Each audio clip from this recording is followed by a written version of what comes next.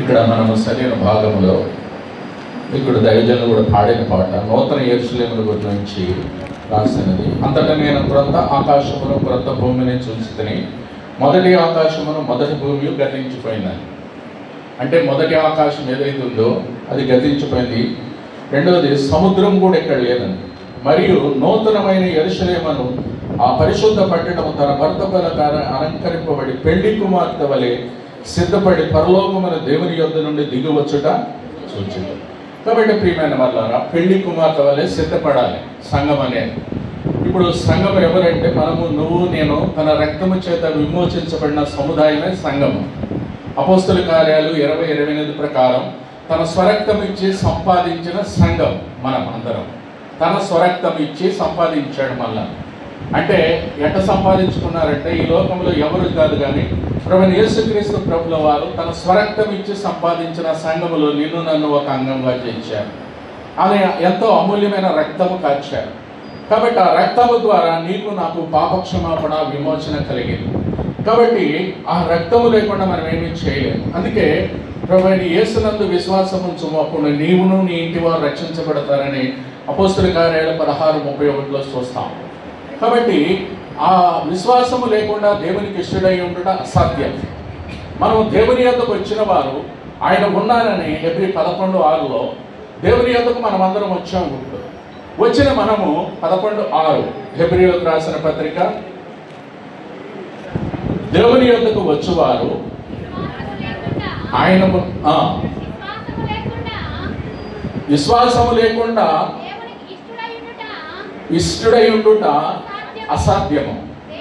దేవుని యొద్దకు వచ్చువాడు ఆయన ఉన్నారని కన్ను వెతుకు వారికి ఫలము దయచేయవాడని నమ్మవలనే కదా. అంటే దేవుని యొద్దకు వచ్చాం, మనమందరం ఎక్కడికి వచ్చామండి? దేవుని యొద్దకు వచ్చాం. దేవుని యొద్దకు వచ్చిన నువ్వు నేను ఏం చేయాలి? ఇప్పుడు హృదయంలో ఆయన నా కొరకు చనిపోయినాడు, ఆయన సమాధి చేయబడ్డాడు, తిరిగి లేచాడు హృదయంలో నమ్మాలి.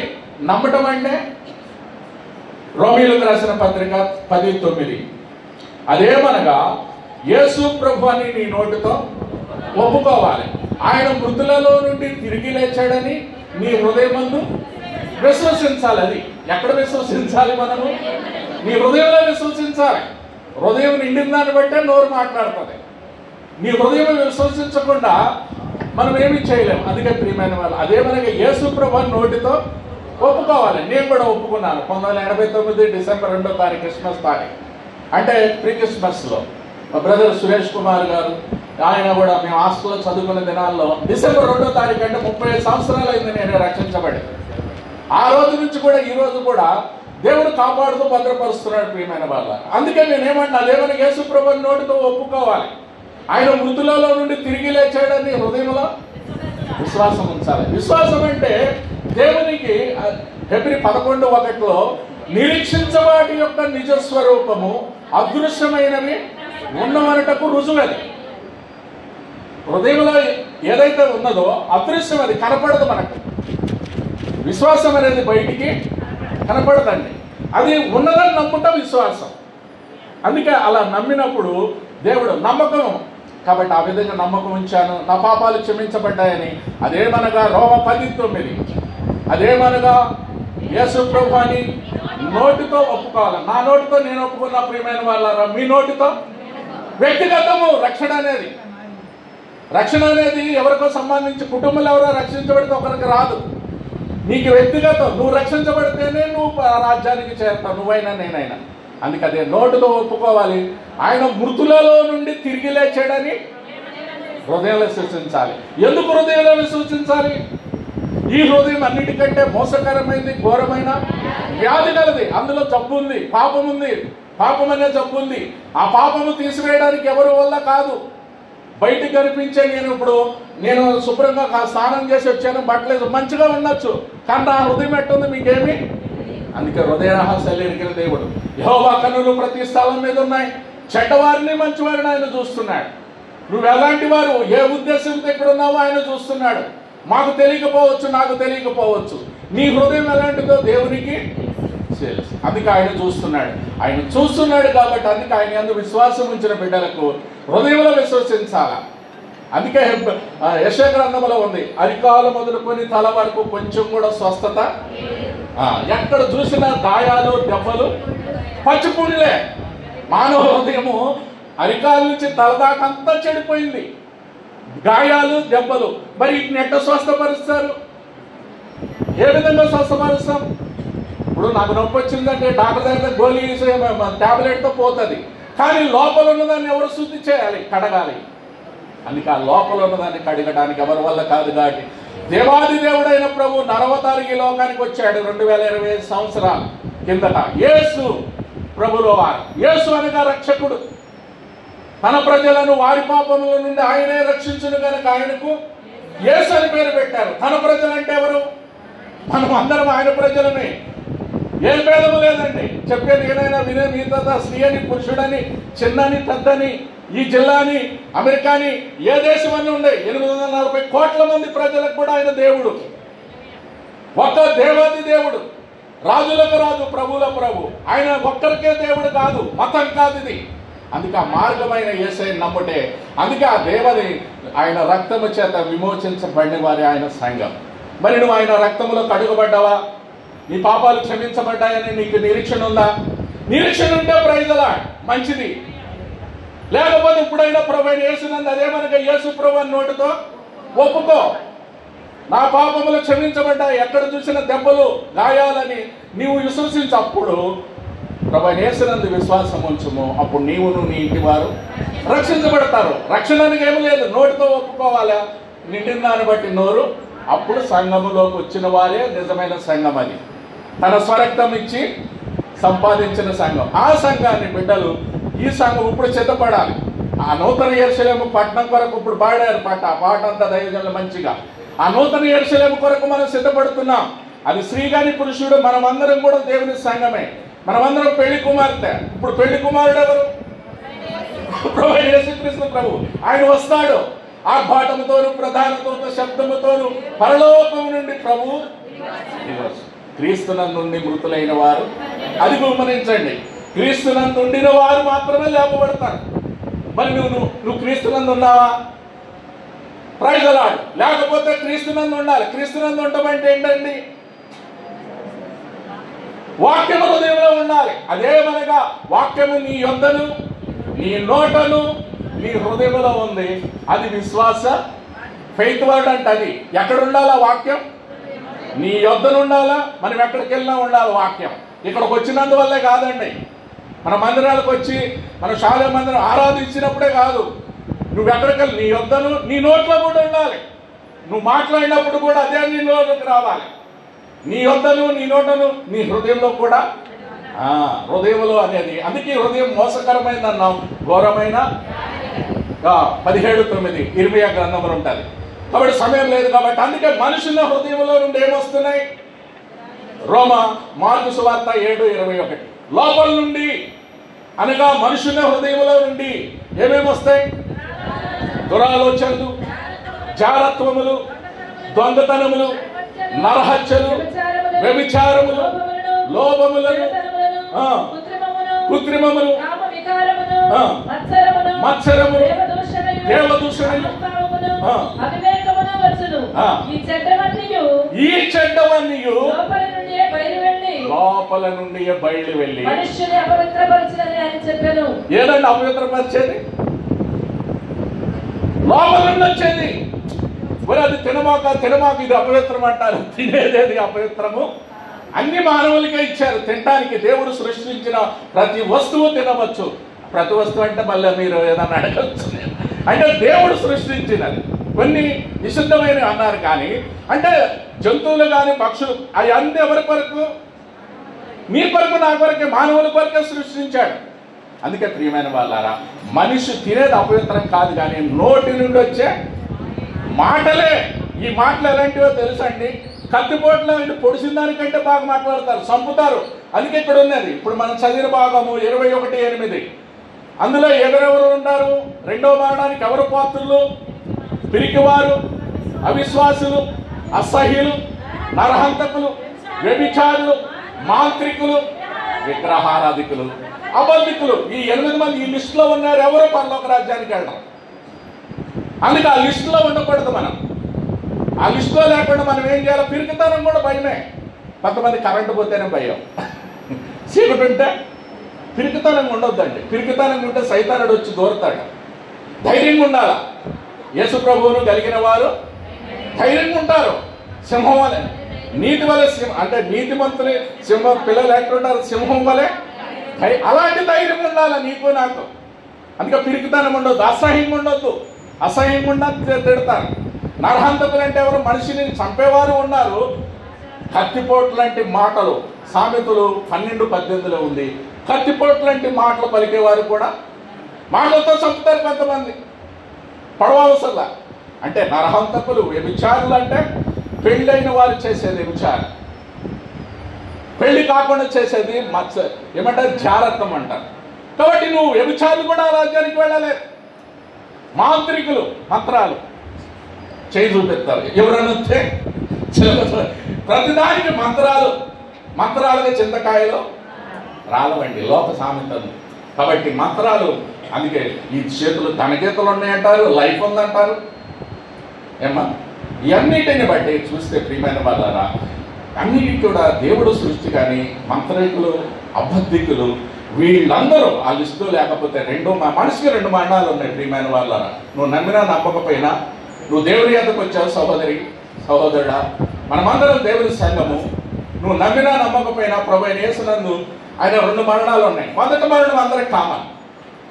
తల్లి గర్భంలో పుట్టిన వారందరూ మరణించాలి. ఈ మరణం అందరికి కామన్. కానీ 2వ మరణం ఉంది ఇక్కడ. ఏంటా 2వ మరణం? ఏంటి? అదే 20వ అధ్యాయము 14-15. మృతుల లోకమును అగ్నిగుండములో పడివేయబడును. ఈ అగ్నిగుండము అది ఏ అగ్నిగుండము? ఇక్కడ మనిషి చనిపోయిన తర్వాత తీర్పులు ఉన్నాయి 2. విశ్వాసులకు ఉంది, అవిశ్వాసులకు ఉంది. మేము ఆ తీర్పులన్నీ చెప్పలేము. ధవళ సింహాసనం తీర్పు ఇప్పుడు ఇది. ఎవరికి తీర్పు? మృతులైన వారికి. వరుస ప్రకారం బతికించబడతారు. ప్రథమ ఫలము క్రీస్తు బ్రతికించబడ్డాడు, పునరుత్థానుడై సరిపోయి సమాధి చేయబడి తిరిగి నీకు నాకు. రెండవది పాత నిబంధన భక్తులు 2వ వరుస. 3వ వరుస నూతన నిబంధన భక్తులు. తర్వాత ఇప్పుడు 4వది నువ్వు నేను. దశలోనిక 4:16 ప్రకారం ఆర్భాటముతోను ప్రధాన దూత శబ్దముతోను పరలోకము నుండి ప్రభు క్రీస్తునందు నుండి మృతులైన వారు.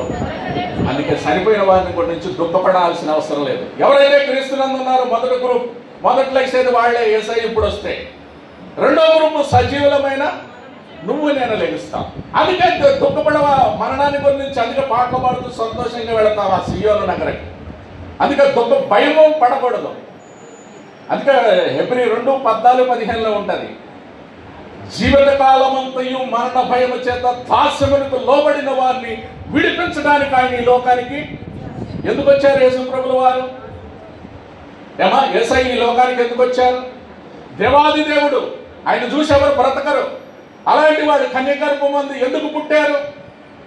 ఎందుకు? నీ కొరకు, నా కొరకు. ఎవరి కొరకు మరణించాడు? నీ కొరకు, నా కొరకు. ఆయన ఎందుకు ఈ లోకానికి వచ్చాడు? జీవితకాలం మరణ భయాన్ని తీసివేయడానికి వచ్చాడు. మొదటి తిమోతి 1:15 ప్రకారం పాపులను రక్షించడానికి వచ్చారు. సమృద్ధైన జీవం ఇవ్వడానికి. యోహాను సువార్త 10:10 సమృద్ధైన జీవం ఇవ్వడానికి వచ్చారు. 7 రకాలు ఉన్నాయి ఆయన రావడంలో.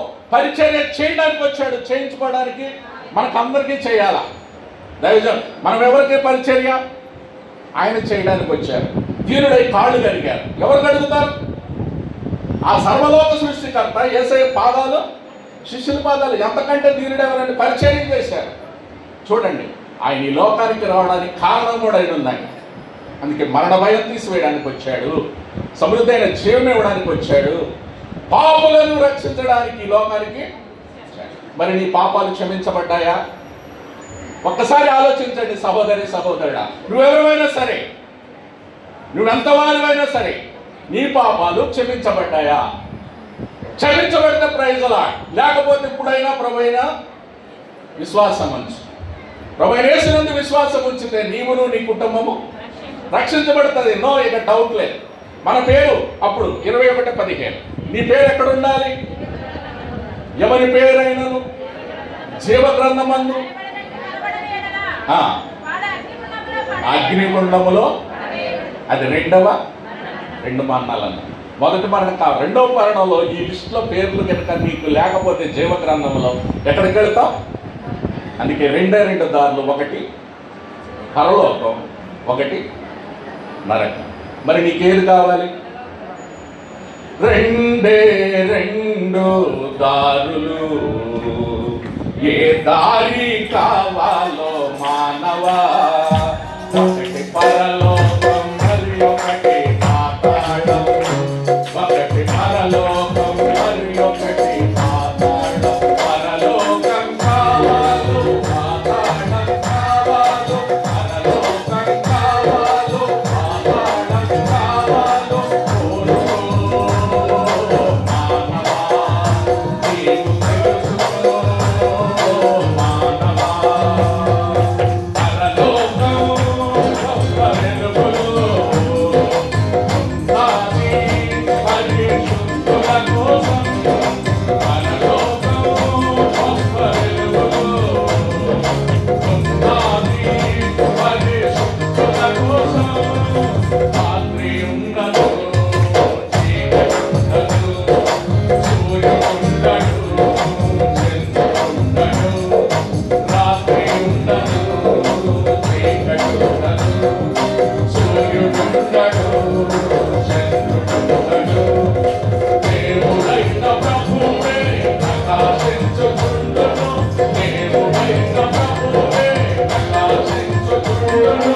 హృదయములు పరలోక రాజ్యమేలుచుండును, హృదయములు పరలోక రాజ్యమేలుచుండును. యేసు ప్రభుని నమ్ముము, పరలోకం చేరుము. యేసు ప్రభుని నమ్ముము, పరలోకం చేరుము. రెండే రెండు దారులు, ఏ దారి కావాలో మానవా, ఒకటి పరలోకం మరి ఒకటి పాతాళం, ఒకటి పరలోకం పాతాళం అగ్నిగుండము ఉన్నది ఘోర పాపుల కోసం. పాతాళం అగ్నిగుండము ఉన్నది ఘోర పాపుల కోసం. అగ్ని ఆరదు, పురుగు చావదు, పప్పు పప్పున కదులుచుండును. అగ్ని ఆరదు, పురుగు చావదు, పప్పు పప్పున కదులుచుండును. ధనవంతుడు అగ్నిలో పాల్పడుచున్నాడు, ధనవంతుడు అగ్నిలో పాల్పడుచున్నాడు. అబ్రహామును కూడా ఆదరణను చూచాడు, ధనవంతుడు చూచి పావని అన్నాడు. రెండు దారులు, ఏ దారి కావాలో మానవా, ఒకటి పరలోకం మరి ఒకటి పాతాళం, ఒకటి పరలోకం. అవి రెండు దారులు ఉన్నాయి. ఒకటి పరలోకం, నువ్వు నమ్మినా నా గొప్పైనా అది సత్యం. అందుకే ఆయన నమ్మిన వారు పరలోకం వెళతారు, నమ్మని వారు. ఇప్పుడు లాజరు ఉన్నాడు, ధనవంతుడు, ఇద్దరు చనిపోయినారు. ఎవరు వెళ్ళారు? ధనవంతుడు అగ్నిలో బాధపడుతున్నాడు, యాతన పడుతున్నాడు. లాజర్ని అయ్యా లాజర్ని పంపి చిటికని వెళ్తున్నట్ట ఒక బట్ట అడుగుతున్నాడు. అని అక్కడ అడిగి ఉపయోగం ఏమి? ఇదే అనుకూల సమయం. ఇక్కడ ఉండగానే నువ్వు ఏదైనా చేయాలి. అక్కడికి వెళ్ళాకేమి? ఆయన తెలియగలవాడు, చనిపోయినవాడు. నేను ఎట్టో ఇక్కడికి వచ్చాను, నాకు 5 సహోదరులు ఉన్నారు, కనీసం వాళ్ళన్నా రక్షించడానికి పంపించంటే. ఇక్కడ సేవకులు ఉన్నారు, ప్రవక్తలు ఉన్నారు, వాళ్ళు చెప్పిన మాట నమ్మని వారు. చనిపోయిన వాడు వచ్చినా కఠినమండి, హృదయం కఠినం చేసుకునేవారు. ఎంత చెప్పినా ఏమి నమ్ముతారు? బండ మీద నీళ్ళు పోసినట్టే. బండ మీద నీళ్ళు పోస్తే ఏమవుతాయి అక్క? అంట మొత్తం పోతాయి, పీల్చుకోదు. అందుకే బండ రాత్రి అవుతాయి. అందుకే అన్నారు నూతన హృదయము యెహెజ్కేలు చాలా శ్రేష్టమైన వాగ్దానం. ఈ వాగ్దానం నువ్వు చేసుకొని నేను కూడా భవిష్యత్తులో ఆయన కొరకు సిద్ధపడాలని ప్రభువైన యేసు నామమున మనవి చేస్తున్నాం. యెహెజ్కేలు 36:26 నూతన హృదయము నీకు ఇచ్చినను, నూతన స్వభావం నీకు కలుగు చేసినను, రాతి గుండెను నీలో నుండి తీసివేసి.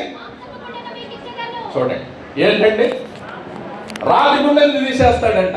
ఏమిస్తాడు ఇప్పుడు? మాంసము గుండె ఇస్తాడు. ఆ రాయి గుండె తీసేస్తేనే ఆ హృదయం మోసకరమైంది, వ్యాధి జబ్బంతా పోవాలంటే ఆ రాతి గుండెను తీసేసుకో. రాతి గుండెను తీసేసి ఏమిస్తాడు నీకు? మాంసం మెత్తని గుండె ఇస్తాడు. ఆ గుండె ఇచ్చినప్పుడు నీకేమి ఏ జబ్బు రావు. నీకు ఎలాంటి జబ్బులున్నా మాయమైపోతాయి. యేసు రక్తము ప్రతి పాపము ప్రతి రోగము నుండి శుద్ధి కలుగుతుంది, సంపూర్ణమైన స్వస్థత వస్తుంది. అందుకే ప్రభువైన యేసునందు విశ్వాసం అనేది చాలా ప్రాముఖ్యం ప్రియమైన వాళ్ళ. అందుకే మనిషికి ఒకసారి పుట్టినోడంట 2 సార్లు మరణిస్తాడంట. ఒక్కసారి పుట్టినావు అనుకో, ఈ లోకంలో 2 మరణాలు ఉన్నాయి. నువ్వు 2 సార్లు పుట్టినావు అనుకో, ఒకే మరణం ఉంది. మరి నువ్వు 2 సార్లు పుట్టినావా ఒకసారి పుట్టినావా ఒకసారి ఆలోచన. అర్థమైందండి? అందుకే ఒక ముసలాయన వచ్చి చూడండి, 3వ అధ్యాయము యోహాను సువార్త. అక్కడికి ఒక ఆయన వచ్చాడు. నూతన జన్మ అనుభవం అంటే ఎట్ట పుట్టక అని అడుగుతాడు. 3:4 అందుకు నికోదేము. చూడండి, ముసలివాడు ఎలా జన్మిస్తాడు అన్నాడు. ఆయనకు అర్థం కాల. నికోదేము ప్రవక్త, బోధించేవాడే. కానీ ఆయనకు 2వ పుట్టుకంటే ఎట్ట జన్మిస్తాడని అడిగాడు.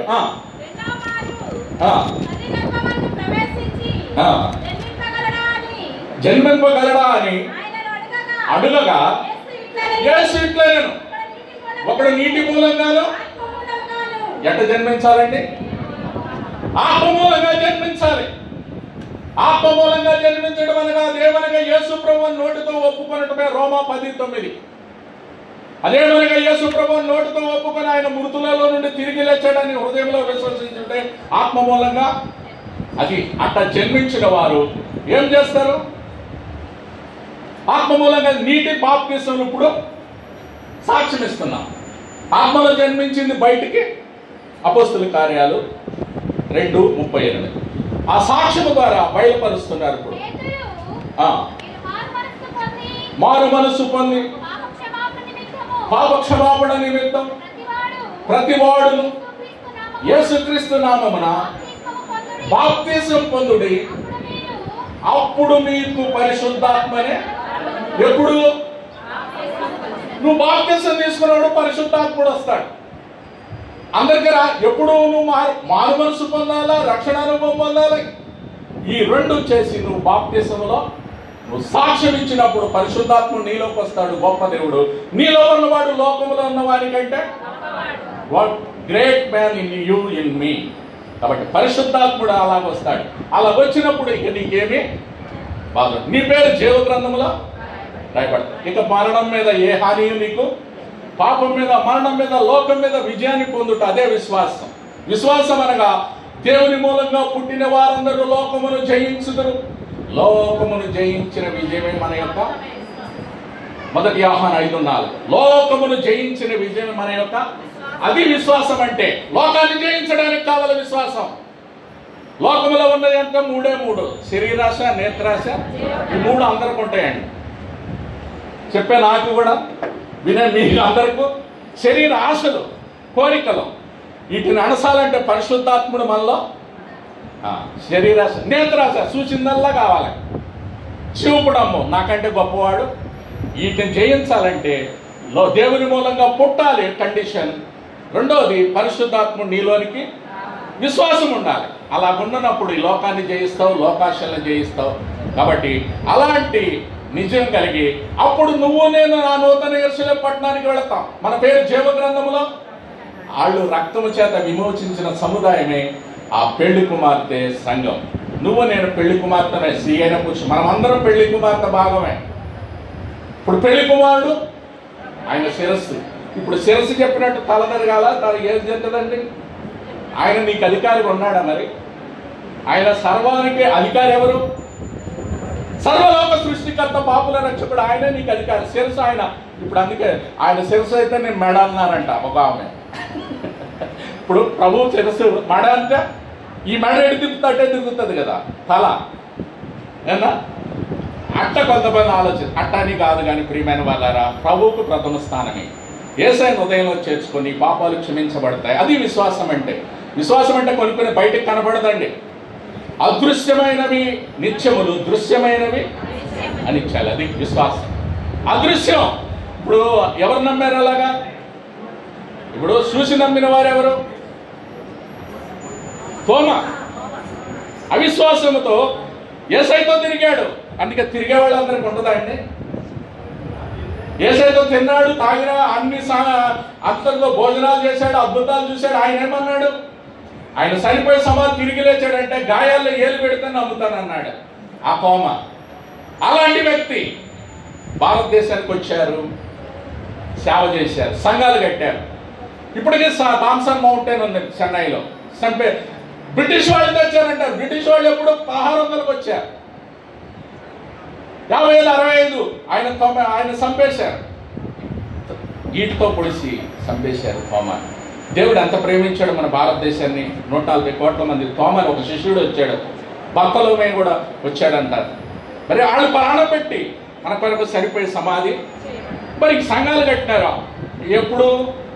55, 60, 70, 90 లోపే. ఆయన ఎప్పుడు చంపారో కరెక్ట్గా తెలియదు కానీ 55 వచ్చాడంటారు మలబార్ ప్రాంతానికి, కేరళ. మరి ఆయన తెచ్చితే బ్రిటిష్ వాళ్ళు తెచ్చారంటారు ఏంటంటే స్వతంత్రం. ఇది క్రిస్టియానిటీ తప్పండి. ఎప్పుడో మొదట్లోనే ఆయన వచ్చాడు మన కొరకు, మన దేశాన్ని ప్రేమించి. అందుకే ప్రియమైనలారా నేను చెప్పేది ఒకటి, నువ్వు నేను సంఘము ఆ స్వరక్తిని సంపాదించాం. ప్రభు యేసునందు విశ్వాసం ఉంచి నీ పేరు జీవ గ్రంథంలో ఉందా? ఉంటే ప్రైజ్ లార్డ్. లేకపోతే ఇప్పుడన్నా నమ్ముకో, ప్రభువుని హృదయంలో చేర్చుకో, నీ పేరు జీవ గ్రంథములో రాయబడుతుంది. ఇక నీకు మరణ భయము, పాపలోకము ఏమీ ఉండవు నీ పేరు.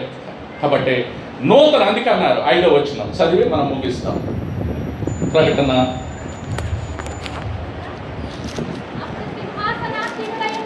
అప్పుడు సింహాసనాసీనుడు ఉన్నవాడు ఇదిగో,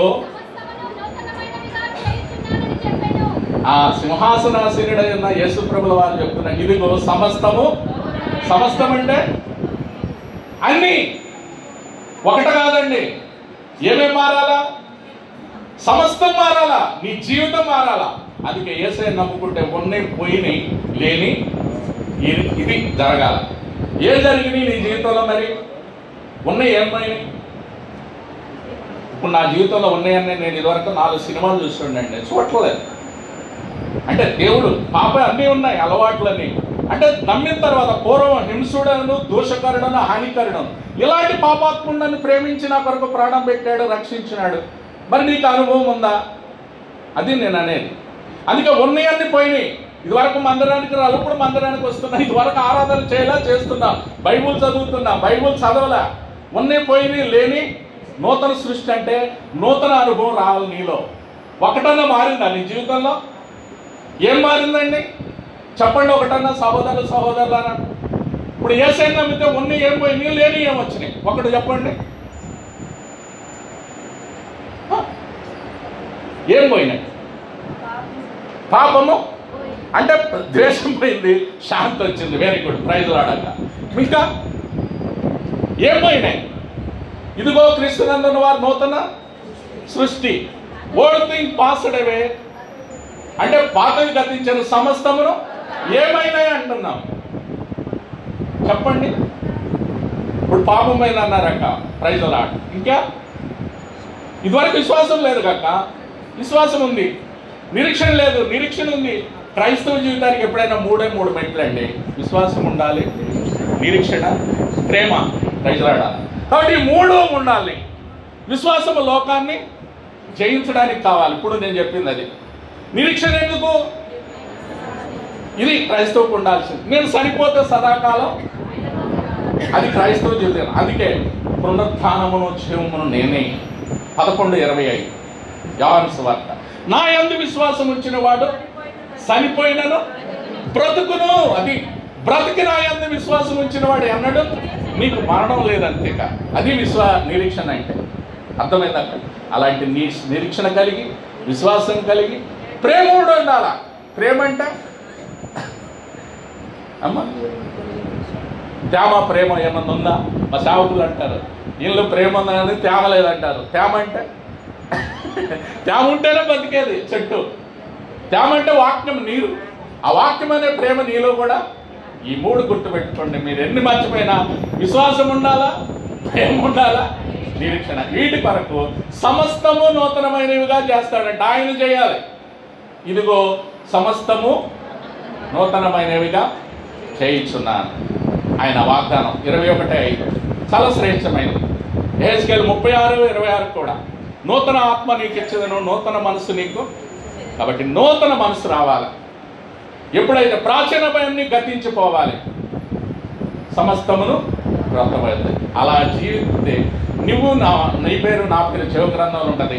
ఇక ఎలాంటి భయం ఉండదు. ఎలాంటి ఆయన ఎవరు వచ్చినా కానీ, ఎప్పుడు వచ్చినా ఏం రెడీ ప్రభా, రా త్వరగా రా అంటాం. లేకపోతే దాక్కోవాలి. దాక్కొని ఎంతకాలం ఉంటాం. అందుకే ధైర్యంగా కలిగి యేసయ్యను హృదయంలో చేర్చుకొని, నీ పాపములు క్షమించుకొని, ప్రభువైన ఆ రెండవ రాకడ కొరకు, పరలోక రాజ్యం నూతనమైన యెరూషలేము కొరకు సిద్ధపడాలని ప్రభువైన యేసు నామమున మీకు అందరికీ మనవి చేస్తున్నాం. హల్లెలూయా.